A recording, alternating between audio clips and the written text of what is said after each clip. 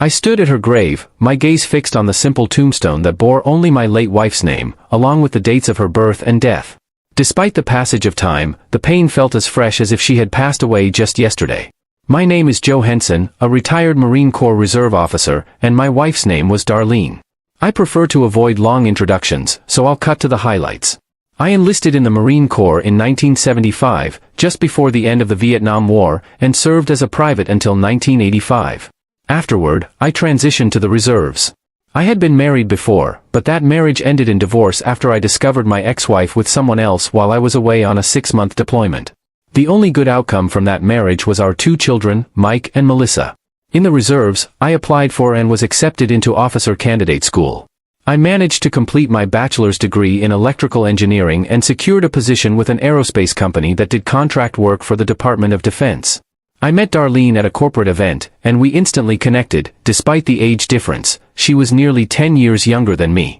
She and my children grew close, and she adapted well to my role as a reserve officer, which required 2 weekends a month and 2 weeks a year. After dating for a few months, I proposed, and she accepted. We had a beautiful wedding with a Marine Honor Guard and began building a new life together. Those first years of marriage were the happiest of my life.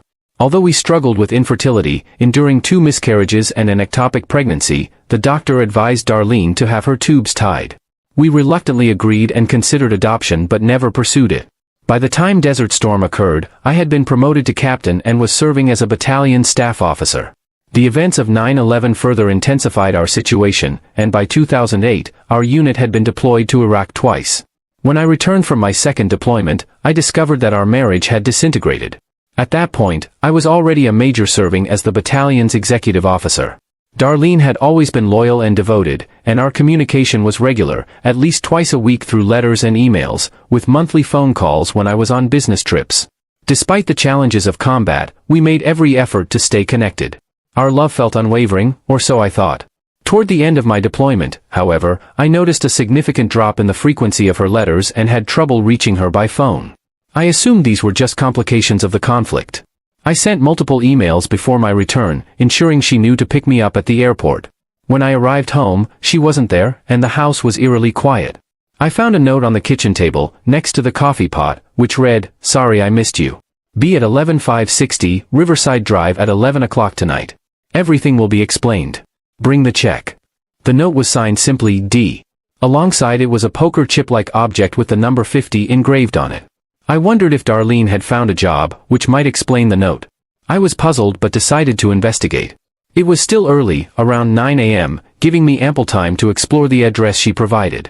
I used Google to look up the address and discovered it was for a waterfront strip club called the Shadow Lady, known for its VIP section featuring live sex shows.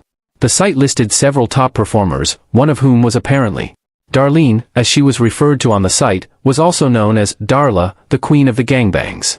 I was stunned by what I had discovered about my wife. I returned to the Shady Lady website and noticed a link attached to Darla's picture. Curious, I clicked on it and was directed to a page with preview photos and videos. I should have resisted the urge to look further. The previews showed my 47-year-old wife in explicit and graphic scenes, engaging in activities that were shocking and distressing to me. The videos made it clear that she was enjoying herself, based on her audible reactions. Below the videos was a matrix featuring blue poker chips numbered from 1 to 50. The site allowed users to click on a chip to reserve a spot at one of Darla's 4 weekly shows, implying she entertained up to 50 men per night, 4 nights a week, for an unspecified duration. Overwhelmed, I turned off my computer, unable to process the disturbing revelation about my wife. Desperate for answers, I sifted through my mail but found nothing unusual, just bills and standard correspondence. A message on my phone caught my attention. It was from Dr. Marks at the BAS hospital, urging either me or Darlene to contact him urgently. I called back and reached Dr. Marks quickly. He introduced himself and expressed his difficulty in discussing sensitive information over the phone, requesting an in-person meeting. I agreed to visit his office after freshening up and changing out of my uniform. Upon arriving at Dr. Marks's office, I was met by an elderly captain in a Navy uniform. Dr. Marks, who outranked me, greeted me, and we sat down.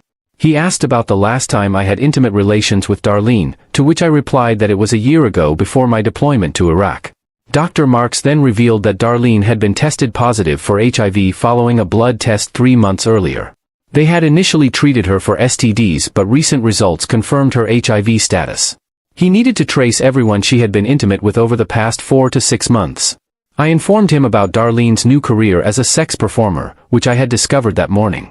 Based on what I had seen, she had likely had unprotected sex with over 3,400 men in the last 4 months. Dr. Marks was alarmed, realizing this could potentially trigger a wider health crisis. He suggested involving the CDC and warned me not to get involved with her. He anticipated a raid on the venue where Darlene performed, the Shady Lady down by the docks, and mentioned that she would likely be taken into custody and hospitalized.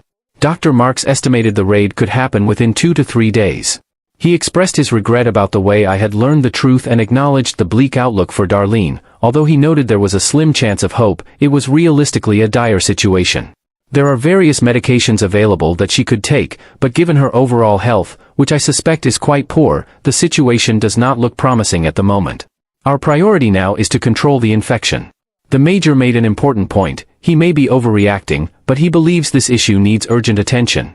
He mentioned that the Marine Corps has a low tolerance for officers' spouses who behave in ways that could be considered problematic. It's challenging to lead Marines effectively if you can't maintain control at home, and the Corps scrutinizes how officers handle such personal issues. I understand you might be tempted to divorce her and remove her from your life, but the Major cautioned against it. He pointed out that, despite the severity of HIV, divorcing her in her current condition could potentially be fatal for her. He asked if that was something you truly want. I admitted that while it's tempting, I also recognized the gravity of the situation. The Major suggested considering alternative solutions, like placing her in a treatment facility, which could be long-term. He also noted that your TRICARE insurance and workplace health insurance should cover such care. He referenced a quote by General John A. Lejeune, emphasizing that justice tempered with mercy doesn't imply a relaxation of discipline. I acknowledged his point, understanding that honor, courage, and loyalty are essential. The Major advised to act not out of anger or revenge, but with careful consideration. After our discussion, I was instructed by Dr. Mark to get tested for STDs, even though I hadn't been sexually active for over a year, to ensure my own health. I complied, provided the necessary samples, and went home. I had time before my visit to the Shady Lady, so I changed into casual clothes, grabbed a beer, and sat in my den to contemplate my next steps. Overwhelmed by emotions, I broke down and cried, eventually falling asleep while reminiscing about the early years of my marriage to Darlene. I woke up around 9:30, dressed in casual attire, and headed to the Shady Lady. Upon arrival at 10:45, I was stopped by a large man at the front door. After showing him a blue poker chip and stating that Darla had invited me, he let me in. Not being a frequent bargoer, it took me a while to find the VIP section upstairs, where Darlene was scheduled to perform. The section featured tables arranged around a large stage with several big screens for viewing. There were a few patrons already present, but I didn't see Darlene right away. I was greeted by a large, balding man in a flashy pinstriped suit who introduced himself as Salvatore Geppi, the club owner. He was enthusiastic about meeting me and offered me a drink. I asked for a Bud Light, and Salvatore ordered a gin and tonic for himself. Salvatore's demeanor shifted as he addressed me. He acknowledged my military background, including my Purple Hearts, Bronze Star, Silver Star, and other commendations. He requested that I refrain from displaying any heroics. I responded quietly, stating that surviving 2 tours in Iraq wasn't due to ignorance. I acknowledged his influence in the club, but clarified that I wasn't naive. I asked Salvatore about how Darlene ended up working for him. He explained that she started as a waitress and mentioned being attracted to her while she worked in a revealing uniform. Salvatore claimed that while he was tempted, he never had a personal relationship with her, as he refrains from sleeping with staff. However, he admitted that Darlene had become very successful and made considerable money from her work and tips. Salvatore confessed that the first time Darlene was drugged was not by him, and that the club's activities were videotaped. He revealed that initially, Darlene was upset but eventually embraced her role, finding enjoyment and financial benefit from it. Salvatore handed me a stack of DVDs, saying they were complimentary and contained over 50 hours of footage of Darlene performing, usually sold for $300. I needed to know how long Darlene had been involved in her recent activities, so I asked about her history. I learned that she had started having sex around 8 months ago and had been involved in gangbangs for the past 6 months. On top of that, she was organizing private parties for select clients, including influential figures like government officials and prominent businessmen. This revelation shocked me, particularly when I thought about how many of these high-profile individuals might now be at risk of contracting HIV due to her activities. During our conversation, Salvatore handed me a blue chip, which was a free pass to tonight's entertainment show. It was valued at around $150. He said I should feel privileged, but I told him I appreciated his honesty. I then asked him to let Darlene know that I didn't want anything to do with the event. I gave the chip back to Salvatore, telling him to either use it himself or pass it along to someone else. I removed my wedding ring and instructed Salvatore to give it to Darlene, asking her to think things over and come back to me the next morning for a crucial discussion.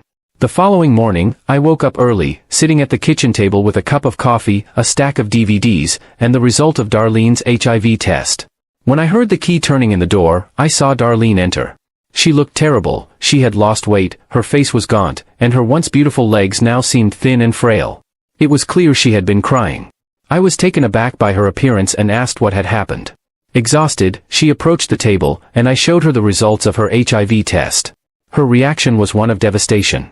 She slumped in her chair, whispering about her impending death and the possibility of divorce. She even suggested she might end her own life. I told her I would postpone the divorce if she agreed to go to a treatment center that day. I explained that while HIV treatment had improved significantly over the years and there might even be a cure in the future, she would also need psychological treatment, which I could facilitate as her dependent. She agreed to go to the center and promised to make amends for her actions. Darlene, still tearful, got up to hug me, but I held her back, unwilling to risk her returning to her previous lifestyle.